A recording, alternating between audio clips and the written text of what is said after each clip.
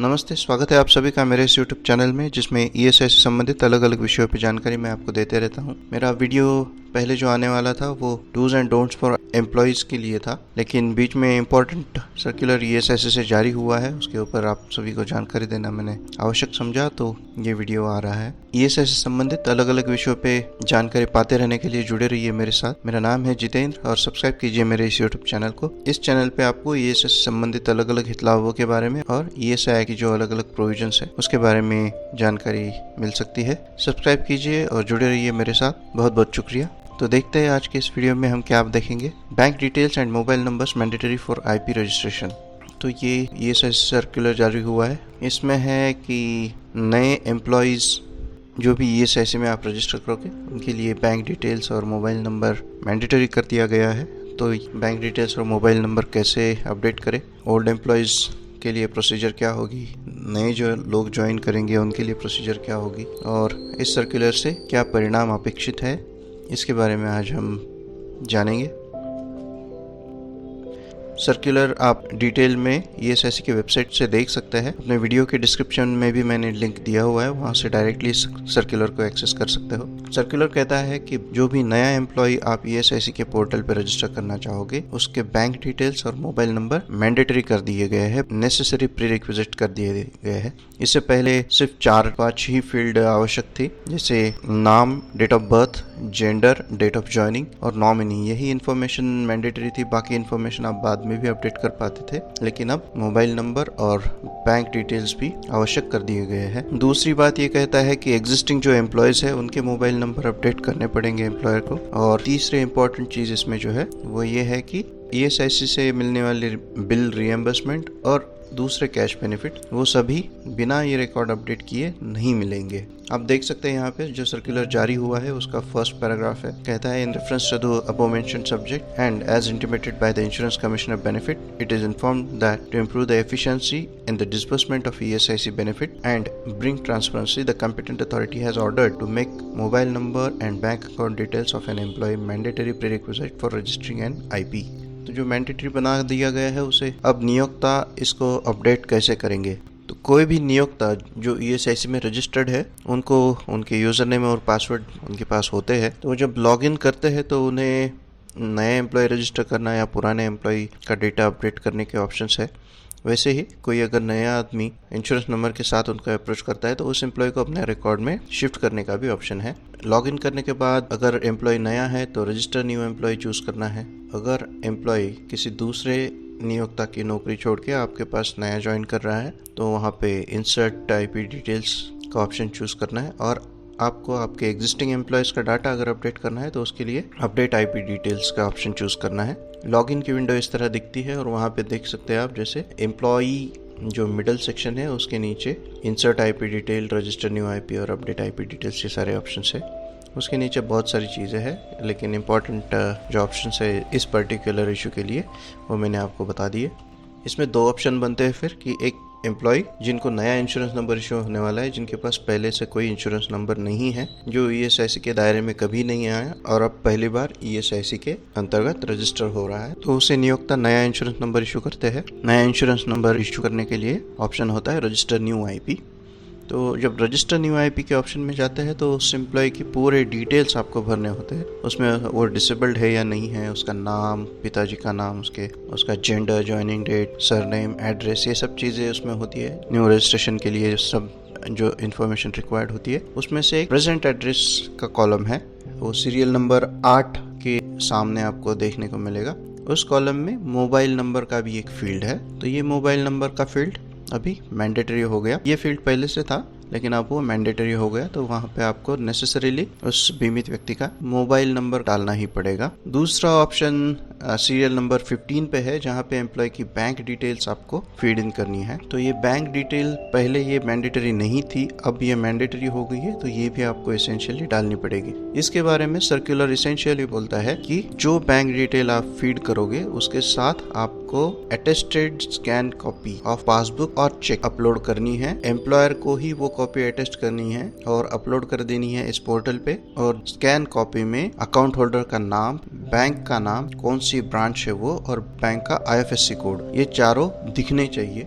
इस हिसाब से बैंक डिटेल्स उसके अपडेट करने हैं नए एम्प्लॉय के लिए। तो बाकी डिटेल्स भी दी हुई है उसमें। उन्होंने बोला है कि IFSC कोड जब आप डालोगे तो सिस्टम अपने आप सर्च करेगी बैंक डिटेल्स, और फिर यूनिक बैंक अकाउंट नंबर आपको उसमें डालना पड़ेगा। तो उसके लिए सॉफ्टवेयर में थोड़े बहुत चेंजेस भी आएंगे, तो वो भी आप देख पाएंगे। दूसरा इंपॉर्टेंट मैटर इसमें यह है कि मोबाइल नंबर भी मैंडेटरी है। मोबाइल नंबर फीड करते समय अगर मोबाइल नंबर ऑलरेडी किसी दूसरे बीमित व्यक्ति के साथ कनेक्टेड है ESIC के डेटाबेस से, तो वो आपको वार्न करेगा। वहाँ पे वो दिखाएगा कि already mapped with somebody else. अब अगर नियोक्ता फिर भी उसी नंबर को उस बीमित व्यक्ति से रिलेट करना चाहता है, तो वहाँ पे OTP बेस्ड वेरिफिकेशन होगा, वन टाइम पासवर्ड, कि जो मोबाइल नंबर जिस बीमित व्यक्ति से आप कनेक्ट करना चाहते हो उस मोबाइल नंबर पे एक वन टाइम पासवर्ड जाएगा। वो वन टाइम पासवर्ड मैच करने के बाद ही वो नंबर उस बीमित व्यक्ति से कनेक्ट हो पाएगा। ये सिर्फ उसी जगह पे होगा जहाँ पे बीमित व्यक्ति का नंबर ऑलरेडी मैप्ड दिखा रहा है। अगर ऑलरेडी मैप्ड नहीं है तो वो जो आप फीड कर रहे हो वो डेटा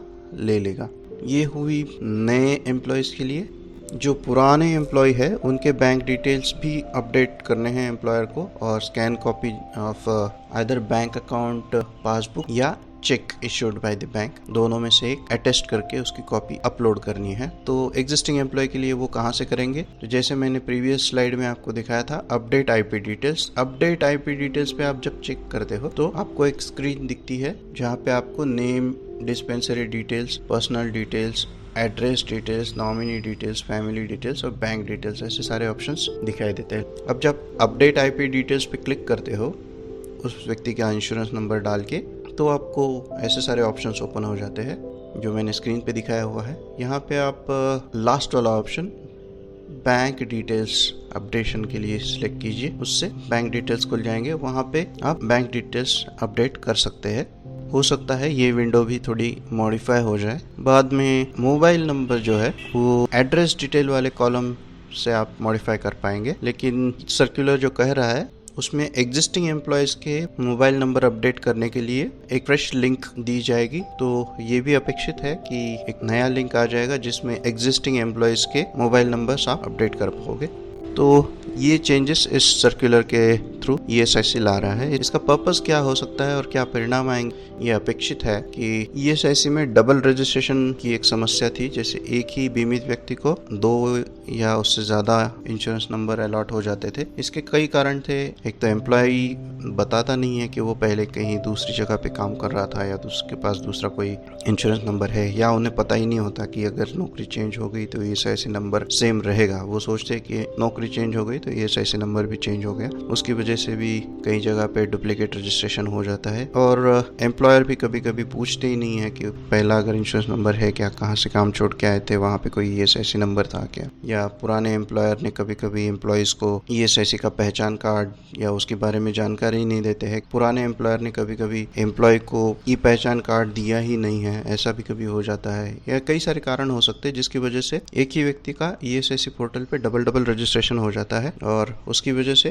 काफ़ी जंक डाटा क्रिएट होते रहता है। ये तो एक छोटी समस्या है जंक डाटा, लेकिन बीमित व्यक्ति हितलाभ से वंचित रह जाता है क्योंकि उसकी जो पुरानी कंट्रीब्यूशन है वो कंटिन्यू नहीं हो पाती। तो हर बार वो नौकरी चेंज करने के बाद उसे फ्रेशली एलिजिबल होना पड़ता है। और जैसे आपको पता है ESIC का हर हितलाभ पिछले कंट्रीब्यूशन में आपने क्या योगदान दिया उसके आधार पे आगे चलता है। भले ही बहुत समय से आप काम कर रहे हो, लेकिन अलग अलग इंश्योरेंस नंबर होने के कारण आप की पात्रता उससे बाधित होती है, क्योंकि सभी पात्रताओं के लिए पिछले कंट्रीब्यूशन पीरियड में आपने क्या योगदान दिया है उसका ही ESI आधार लेती है। कुछ हितलाभों में बहुत पुराना कंट्रीब्यूशन भी काम आता है, जैसे एक्सटेंडेड सिकनेस बेनिफिट हो गया या अनएम्प्लॉयमेंट अलाउंस हो गया, जिसमें 2-3 साल की कंट्रीब्यूशन कंसिडर की जा सकती है। तो ऐसे हालात में बीमित व्यक्ति ने अगर अलग अलग इंश्योरेंस नंबर्स पे कंट्रीब्यूशन किया है तो हितलाभों से वो वंचित हो जाता है या उसकी एलिजिबिलिटी बन नहीं पाती है और उसका नुकसान होता है उसकी वजह से। तो इस सर्कुलर से अपेक्षित है कि इस तरह से जो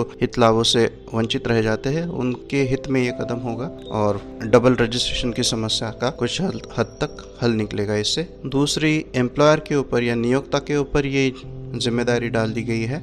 जो भी व्यक्ति वो नियुक्त कर रहा है उसकी सही जानकारी सत्यापित करके पोर्टल पे ही अपलोड कर दे, ताकि उन्हें भी पता हो कि अगर कोई कुछ हितलाभ क्लेम कर रहा है तो किस अकाउंट पे हितलाभ क्लेम कर रहा है, उसके बैंक डिटेल क्या है और उसका मोबाइल नंबर ईएसआईसी के पास भी रिकॉर्ड के लिए होगा और नियोक्ता के पास भी होगा। तो इस तरह से अपने एम्प्लॉय की सही जानकारी ईएसआईसी को देना, जो नियमों के आधार पे पहले ही आवश्यक है, ये नियोक्ता के लिए अब जिम्मेदारी हो गई है और उनको ये कंपलसरी करना ही पड़ेगा। तीसरी चीज, किसी भी एम्प्लॉय को कांटेक्ट करना किसी भी हितलाभ के लिए या उन तक कोई नया स्कीम पहुंचाना, ये सब चीजें अगर उनके कांटेक्ट डिटेल है तो इजी हो जाता है। तो इस वजह से एम्प्लॉय की कांटेक्ट डिटेल्स या मोबाइल नंबर रिकॉर्ड में रहने से ईएसआईसी या शाखा कार्यालय और नियोक्ता दोनों के लिए आसान हो जाएगा। एम्प्लॉय को इजीली कांटेक्ट कर पाएंगे, वो जो भी हितलाभ है उसकी जो भी शाखा जो भी उनसे क्लैरिफिकेशन मांगना चाहती है तो वो वैलिड मोबाइल नंबर पे कांटेक्ट उसको कर पाएंगे, उसको प्रॉपर्ली ट्रेस कर पाएंगे और वहां उन तक पहुंच पाएंगे। बाद में ये भी अपेक्षित है, इस सर्कुलर में स्पेसिफिकली ये कहा गया है कि ये ट्रांसपेरेंसी और एफिशिएंसी इंप्रूव करने के लिए